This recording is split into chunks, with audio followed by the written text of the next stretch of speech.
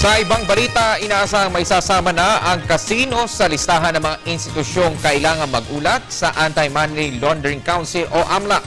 Ito ay sa sandaling mapagtibay ang panukala ni Senador Chofisto Gingono III ukol dito sa pagbubukas ng 16th Congress ngayong Hulyo. Ayon sa Senador, kailangan maamyendahan ang naturang batas dahil bahagi ito ng sinusundang international standard.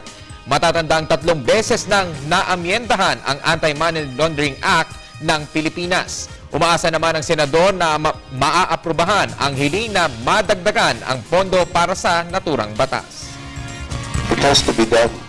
It has to be done. Because remember, we are complying with international obligation.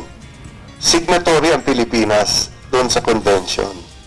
Kung hindi tayo signatory, hindi na kailangan. Pero pumirma tayo, sumang-ayon tayo doon. So kailangan, we have to comply.